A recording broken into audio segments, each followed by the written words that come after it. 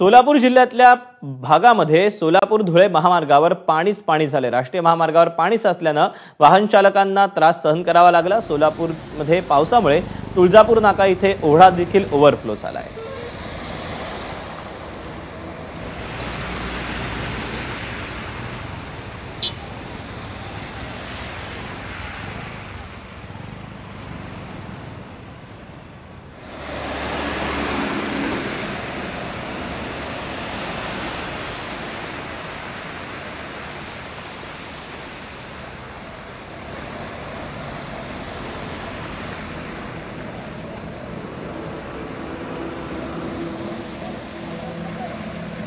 सोलापूर शहरात मागील 4 ते 5 दिवसापासून मुसळधार पाऊस आपल्याला पाहायला मिळतो आणि या मुसळधार पावसामुळे ओढे नाले तुडुंब भरून वाहत आहेत। मात्र दुसरीकडे सोलापूर धुळे राष्ट्रीय महामार्ग देखील अक्षरशः तलावाचं रूप जे आहे ते या ठिकाणी प्राप्त झाल्याचं आपल्याला पाहायला मिळतं। मी सध्या सोलापूर धुळे राष्ट्रीय महामार्गावरती आहे आणि अगदी तुळजापूर नाका जो परिसर आहे सोलापूर शहराच्या जवळपास त्या परिसरामधलं आपलं हे दृश्य पाहायला बघतोय।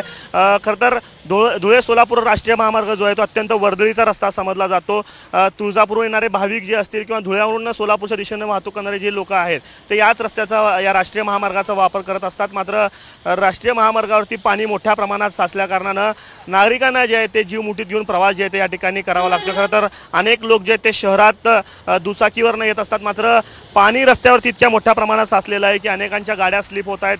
काहीसा धोका जो आहे तो या ठिकाणी निर्माण झालेला आहे। त्यामुळे नागरिकांना आवाहन केलं जातं की सावकाश गाड्या चालवा। अग्निशमन दल असेल, राष्ट्रीय महामार्ग प्राधिकरण आहेत, यांचे कर्मचारी जे आहेत ते या ठिकाणी थांबलेले आहेत आणि लोकांना आवाहन करतात की गाड्या संत गतीनं चालवा। आपण या ठिकाणी राष्ट्रीय महामार्गाची परिस्थिती बघताय, एका बाजूनं वाहतूक जी आहे ती केवळ सुरू ठेवण्यात आलेली आहे आणि तीही संत गतीनं वाहतूक जी आहे ती आता सुरू आहे। खरं तर सोलापूर महानगरपालिकेनं मान्सूनपूर्व जे कामं केलेली आहेत त्या मान्सूनपूर्व कामाच्यावरती देखील प्रश्नचिन्ह या निमित्तानं उपस्थित होतं। कारण सोलापूर शहरात जो पाऊस झाला त्यानंतर नाल्यांमधनं वाहून जाणारं जे पाणी आहे ते शेजारी असलेल्या ओढ्यात जाऊन मिसळतं। मात्र मोठ्या प्रमाणात शहरात अतिक्रमण झालेलं आहे आणि नालेसफाई जी आहे ती व्यवस्थित न झाल्या कारणानं अशा पद्धतीनं फज्जा उडाल्याचं चित्र आपल्याला पाहायला मिळतं। कॅमेरा पर्सन अयुक्त दिसा, आफताब शेख, एबीपी माझा, सोलापूर।